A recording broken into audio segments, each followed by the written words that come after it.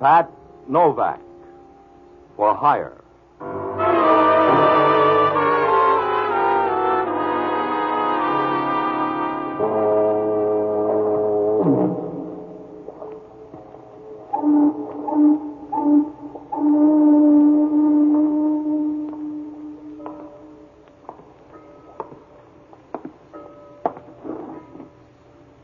Sure.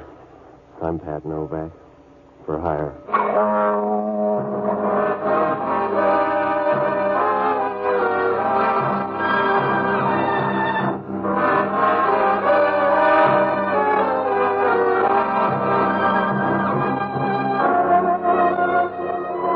That's what the sign out in front of my office says.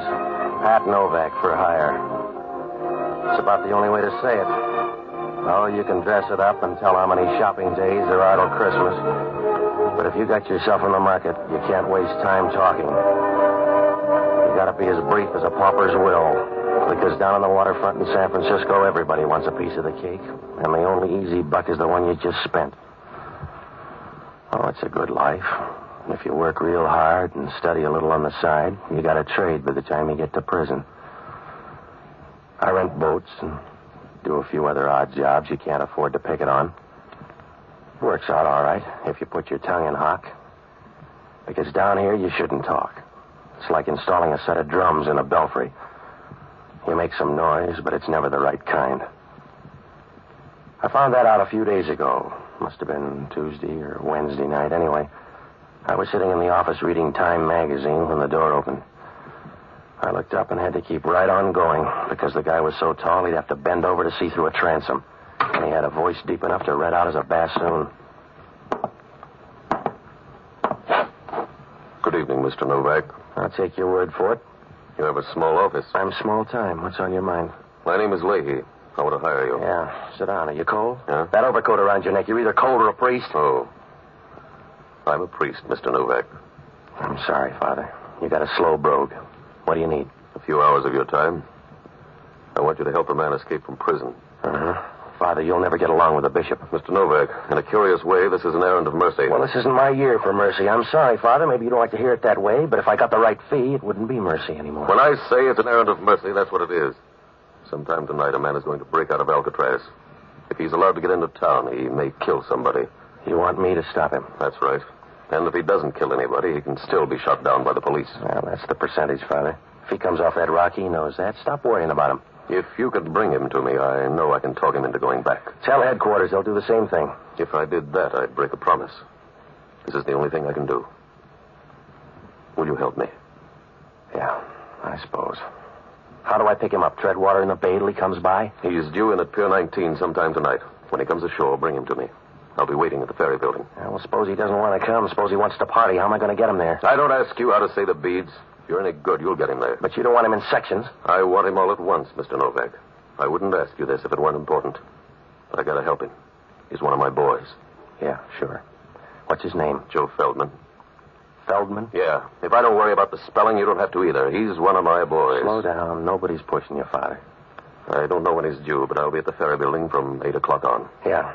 I only got one worry. Huh? Is there really a guy named Father Leahy? I suppose you'll have to take a chance on that. Yeah, well, it's a big chance. You come in here with a story anybody can see through like a screen door, and I'm supposed to buy it. You could dig up a collar. What happens if you're a fake? Just try to guess right. Suppose I don't. Then you're in the same spot Pontius Pilate was.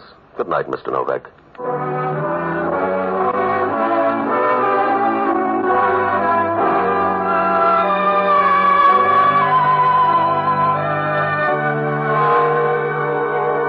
Joe Feldman was, he had a good friend.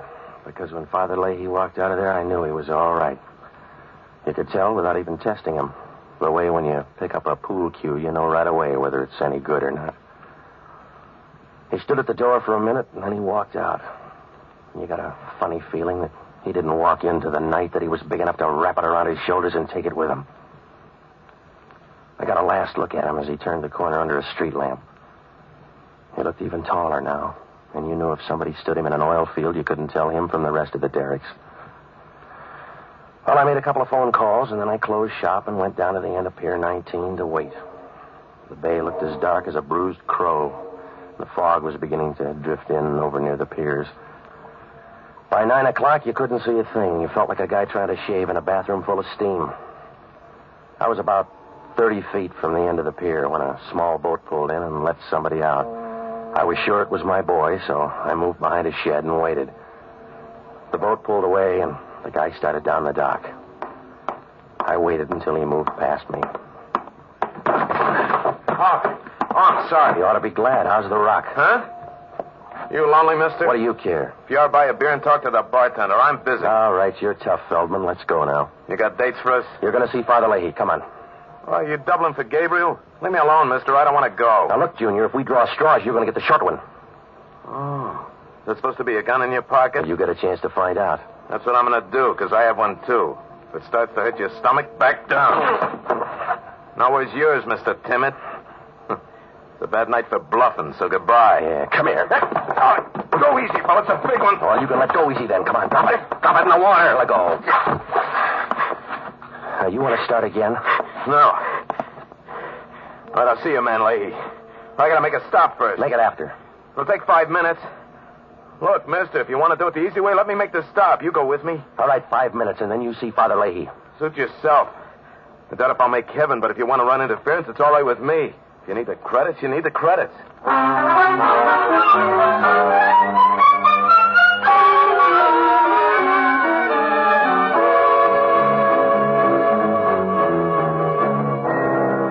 Joe Feldman wasn't very friendly. He sat over in the corner of the cab, and he didn't say a thing. He just kept looking at me and waiting, like a guy feeding arsenic to a rich ant. A few minutes later, the cab pulled up in front of a hotel on Geary Street, and we walked in. One look at that lobby, and you got the idea. The place was about as cozy as an abandoned mine shaft. Over by the wall, there was an old mohair couch, and the legs on it were so warped pretty soon it was going to look like period furniture. There were a few chairs, and over by the stairs, a faded calendar of a girl in tights holding a jar of mayonnaise and winking, whatever that meant. And there was a broken clock over the desk. But you knew it was all right, because nobody there cared about keeping track of time. It was something you got rid of in a hurry, like a bent quarter. When we went up to the second floor, we walked down a long hall that smelled like an anteroom to a sewer. When Feldman knocked on the door, she opened it right away. The room was full of taboo. She stood leaning there for a minute, the sort of a girl who moves when she stands still. She had blonde hair. She was kind of pretty, except you could see somebody had used her badly, like a dictionary in a stupid family. Feldman seemed to know her. Hello, Ann. Well, the harvest hands arrive all at once. Yeah. It's good for the crops, but tough on a woman. Come in. Who's your friend?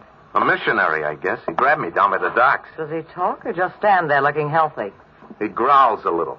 Do you really growl? Come on, hurry up, lady. Your friend's got a date. I'll bet you bite instead. Don't worry about him. He can go over in a corner and play fifth wheel. Now, look, he's got 5 minutes. Use them quick. Yes? I came up with a message, Ann. The time's been changed. Stay around till 10 o'clock. All right. Is that all? Yeah, that's all. You want the other 4 minutes? Let's go. All right. Open the door. Yeah.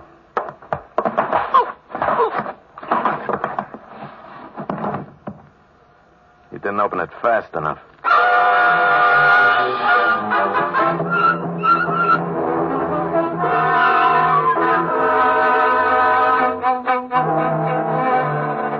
When Feldman hit me, I wobbled for a minute and went down like the price of winter wheat. If Father Leahy had any loose prayers lying around, now was the time to crate them up and ship them over, because I wasn't going to stay awake long enough to test the varnish.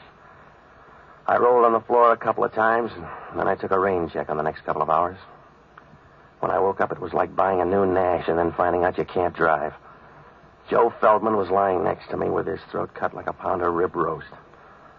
His head was over to one side, and his body was twisted over the other way as if he couldn't make up his mind which direction to die in. I got up and rolled him on his back. He was grinning like a Pullman porter at the end of the line, and his mouth was half open as if he expected you to drop in a suggestion on your way by. I noticed right then how thin and small he was, about as fat as a shadow and tall enough to scrape his head on a lampshade. Well, there wasn't anything I could do but wish him luck. So I called the check stand at the ferry building and had them page Father Leahy. About 2 minutes later, he answered. Hello? Father Leahy? This is Novak, Father. Yes? Call in the outfield. Your boy's dead. I see. What happened? Somebody didn't like him lots. I wasn't around for the main event. Where are you, on the pier? No, I'm in some cave up on Geary Street. He wanted to come by here first. Father, who's Ann? I don't know. Has Feldman got a girlfriend? He's got 2 sisters, I think. One of them's named Ann. A tall blonde with lots of speed? That's your definition, but it'll probably do. She was around for a while, in case you ever want to check. What are you going to do? Get out in the back stairs and pretend I never heard of Joe Feldman. I'm sorry, Mr. Novak. I'm sorry it worked out that way. So am I, Father. If you liked him, I'm sorry. He may have been a nice little guy. Huh? Well, I could do without him, but if you like it, I'll say he was a good little guy. How little? I don't know. We could start a picket fence with him. Why? Because you've got the wrong man, Mr. Novak. Huh? If he's under 6 feet, you've got the wrong man. Whoever you've got up there isn't Joe Feldman. Well, he's happy about it now, Father. Whoever he is, I'm sorry. It's the percentage. Why the percentage? If it isn't Joe Feldman, why? That's the waterfront, Father. If your name's Joe Nobody, you still can't do better than 8 to 5.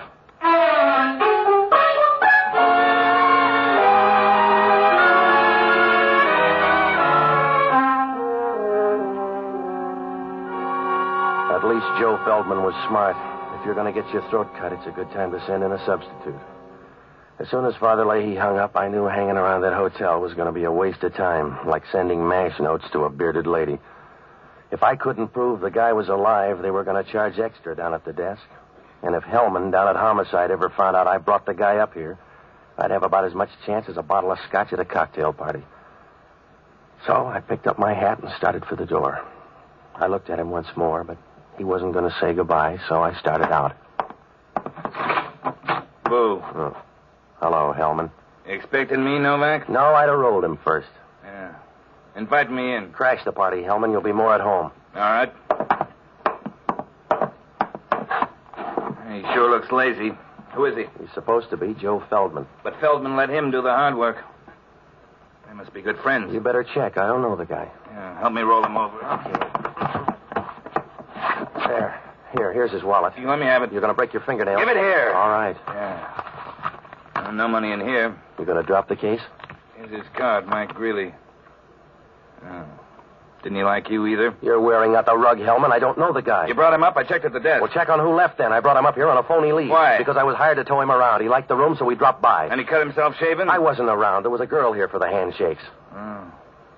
What kind of girl? I don't know, Hellman. How many kinds are there? Her name was Ann. She had a fast pulse. That's all I know. You must know more than that. If you don't, you'll never get a lawyer. I won't need one. You'll save money at least, because you got a real hole this time, Novak. We get a phone tip and find you in the murder room. You got half a story, Hellman. I know, but I'll get the other half. Until then, you're under technical arrest. It's practically the real thing. You got a technical head, Hellman. I wouldn't tip myself off. Somebody else would. Walk around, Novak, and tire yourself out. Because you'll wind up sitting down.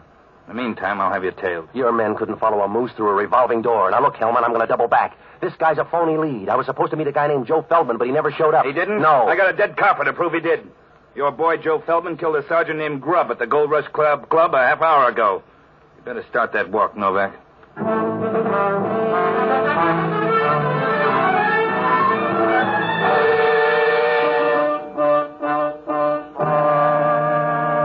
there are 2 kinds of raps you can't ever beat. Cheating a woman with kids and killing a copper. So I knew Joe Feldman could put in for reservations right away. And I knew Hellman would stay with him like a February cold. He'd stay with the whole thing, and I'd have a real tough time explaining. I couldn't explain it to myself. What about the message up in that room? Why did the little guy tell Ann to stay until 10 o'clock? Why did he get off at Pier 19 instead of Joe Feldman? Once he got there, what was Feldman doing at the Gold Rush Club, and why did they spot him so fast? Well, it pointed to one thing, a police tip-off, but that's as far as I could go. On the way down, I stopped at the desk, and I asked the clerk to see the register. He pushed it over toward me. It was a dirty brown thing that looked like an old tortilla somebody had left behind. It didn't do any good. The registration was a phony. Well, I had to do something in a hurry, so I looked up the only honest guy I know, an ex-doctor and a boozer by the name of Jocko Madigan. He's a good man, and he used to be a smart one, too. And still he started chasing a jigger of beer with a glass of whiskey. I finally found him in the Pied Piper room arguing with somebody about the words to Annie Laurie. Ah, Ah, Patsy. A drink for Mr. Novak. Something cheap but impressive. Oh, stop it, will you, Jocko? Are you going to be drunk all your life? Yes, it's only a matter of willpower, Patsy. I'm probably the only man in the world who intends to carry a hangover into eternity. Well, stop long enough to give me a hand, will you? I'm in trouble. Of course you're in trouble. You'll always be in trouble because you can't recognize it, Patsy. You're fuzzy, Jocko. You have the social outlook of a bull with a hot foot, and there's no hope for you because if from time to time a moral feeling does sweep over you, you mistake it for influenza and go to bed. All right. Oh, you try hard enough. You go through the motions, Patsy, but you never get anywhere. You go stumbling through life doing a tight wire act on a rubber band. You're always in the middle. Will you listen to me? It's because there's no variety in your life. You won't allow it.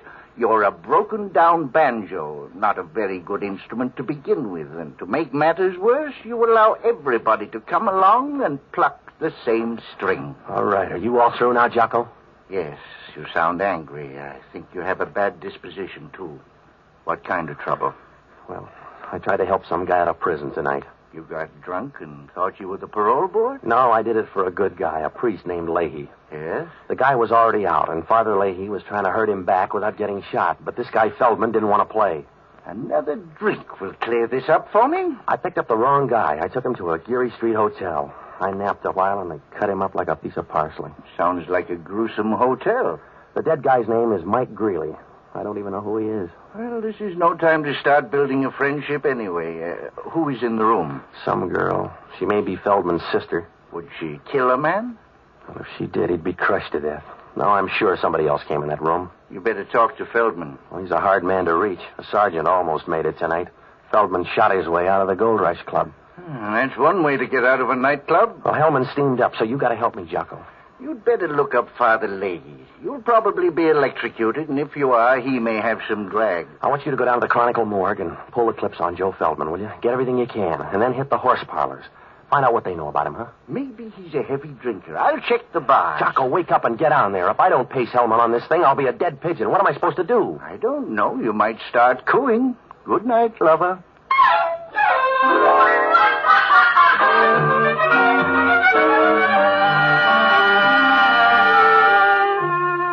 Well, as soon as I left Jocko, I went down to the Gold Rush Club on O'Farrell Street. It was a little nightclub where they charge 80 cents for a drink of whiskey that'd kill a redwood. The floor show was just as bad, and the headliner was an Oriental dancer whose only talent was a zipper. I sat at the bar, and I tried to pry some talk loose, but they liked the boss. I finally got a hold of a fat waitress who should have been wearing a harness instead of slacks. She told me a little. The owner was a guy named Charlie Giffen. He used to make book with Joe Feldman. She told me that Joe's sister worked at the Gold Rush Club for a while, but she got sick a few months ago and quit. I asked the girl if tonight's shooting was a police plant. She didn't know, but she said that Feldman had been in to see Giffen tonight, and on his way out he ran into trouble. I gave her $5, and she looked hurt as if somebody had given her a plow for Christmas. She showed me where Giffen's office was, and I walked back there. Giffen wasn't there, but the taboo was. Do you have the right door, Mr. Novak? You seem to be in all of them. Do you mind if I lean in the doorway? No, but I'll bet you need shoulder pads by this time.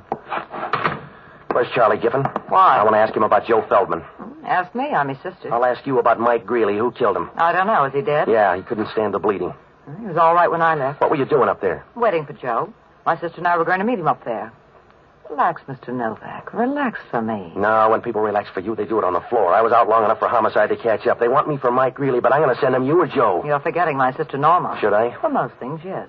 But she was up in that room tonight after me. I'll ask her. Ask her about the money, too. Then you're out in front of me on that. You can see me better that way. Joe had a lot of money on him tonight. With the police out, he wouldn't carry it with him. By now the money's gone, so's Norma. Oh. Do you know where it is? No. Well, you growl and you bite and you lie. You must have a full day. Sit down, relax. I want to see Giffen. He won't be back tonight. Now lean back. That's it, Patsy.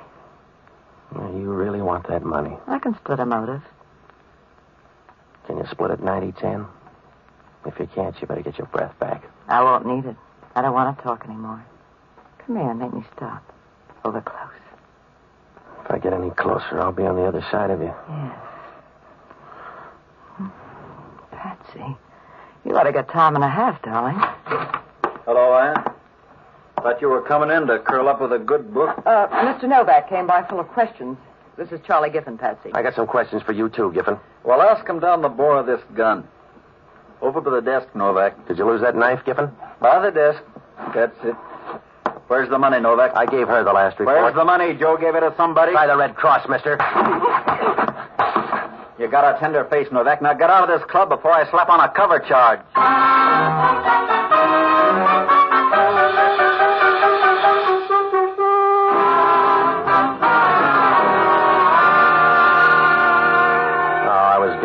Sick of tonight.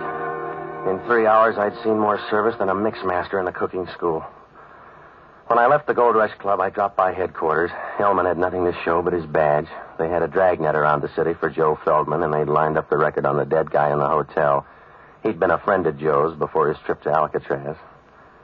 There wasn't much I could do. If Homicide couldn't find Joe, I couldn't find him.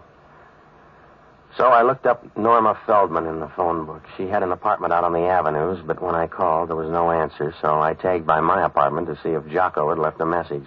When I opened the door, Norma was there, and she had a gun to keep her company. Come in, Mr. Novak. Yeah? I came up here to kill you. Well, if you're Norma, the rest of the family's ahead of you. What's happened to my brother? I don't know. Please, what's happened to him, Mr. Novak? Well, if he killed a cop, he's hiding out. I know he didn't mean to do that, Mr. Novak. Joe's not that way. Somebody told the police he was going to be there. That's why I came up here to see you. Oh, put down the gun, huh? You can't shoot through the tears. Mr. Novak, if you know where he is, tell me. Make him give himself up. Make him stop hiding like a small, frightened animal. You look big to that copper. Please. Please find him. Yeah. Hello, this is Jocko. Yeah. You sound ruffled. Joe Feldman's sister just walked in to kill me. Don't argue. It's the best offer you've had. What'd you find out? Feldman has 2 sisters. I know. They both go to pieces. The Gold Rush Club is owned by Charlie Giffen. He owed Joe Feldman $2,000, and the horse people say Joe collected it tonight. Well, that fits in, Jocko. Everybody in town's after that dough. They'll have to look some more. I'm out on Arguello Boulevard. Homicide just fished Joe Feldman out of the gutter. If Homicide finished second, he was a lucky guy. He didn't have the dough on him? No. Well, he stashed it somewhere. Then he left it with a woman. Yeah? Because he's got a woman's compact in his pocket. You better hit the sister's place. How do we know he got it there? A woman's compact? If he didn't get it there, Alcatraz is getting too social.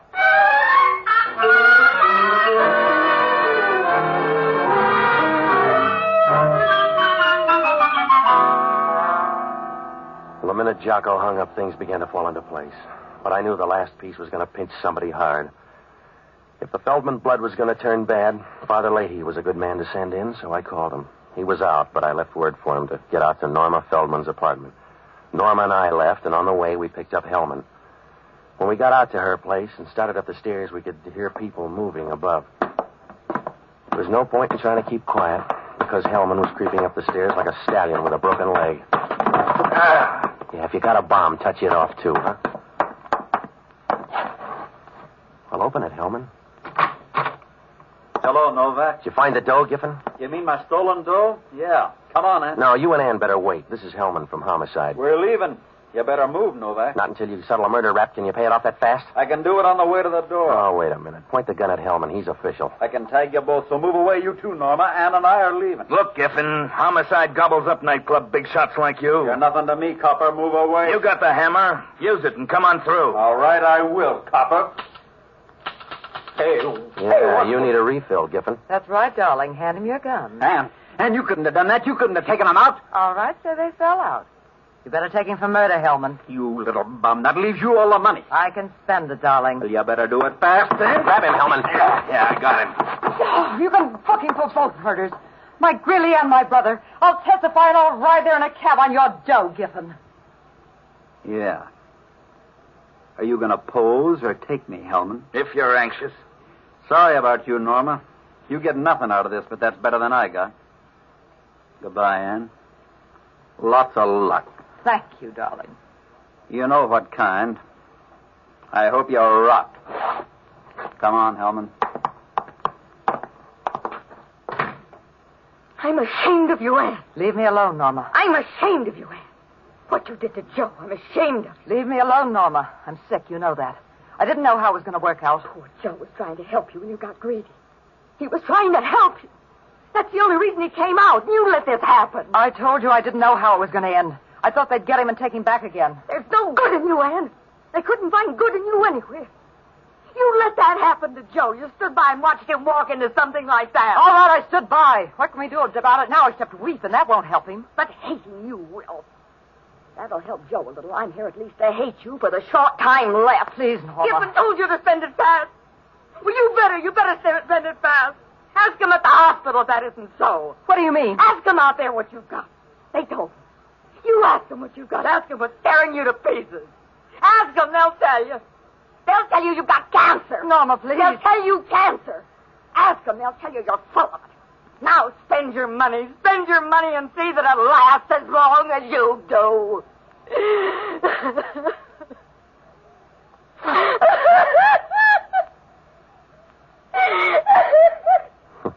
Goodbye, girls.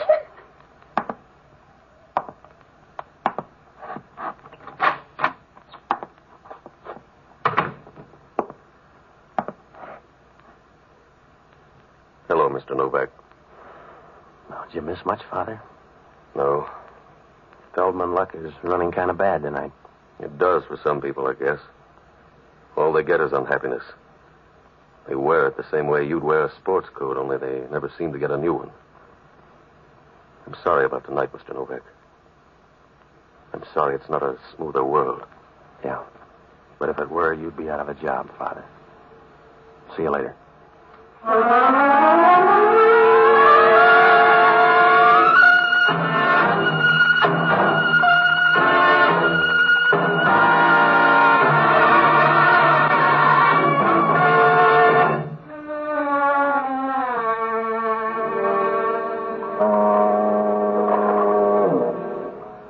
If you get a bad first break, you never run the table. That's what happened to Joe Feldman. Charlie Giffen owed him dough and wouldn't pay up. But Joe didn't care until Norma showed up and told him how sick Ann was, so he decided to collect from Giffen and divide the dough between the girls. Father Leahy couldn't stop him. All he could do was try and make it work out. Joe was going to get the dough and meet the girls in that hotel room, but he changed his timetable and sent Mike Greeley up to tell the girls. Giffen showed up there and figured that Mike had tumbled to a double cross, so he killed him. Ann engineered the double cross, but she didn't mean to go that far. She wanted all the dough and tipped off Giffen. He was supposed to turn the dough over to her and then have the police pick up Joe, but Joe got there early. He took the dough away from Giffen and shot the copper on the way out. Giffen followed Joe and killed him out in Arguello, but the dough was gone. He finally tumbled to Norma's place, and that's how her apartment filled up so fast. Well, Hellman asked only one question. What did I get out of all this? Nothing. Father Leahy offered me $50, but I didn't want it. Jocko was with me, and he offered to give it to charity. I guess he did, because where Jocko spent it, the drinks aren't worth money.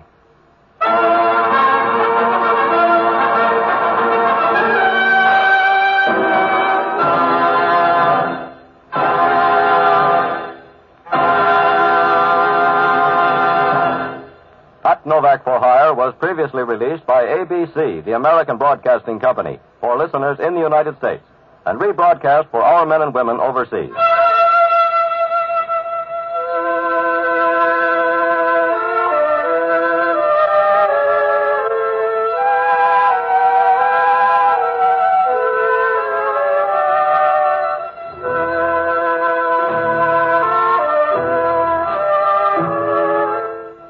This is the United States Armed Forces Radio Service, the voice of information and education.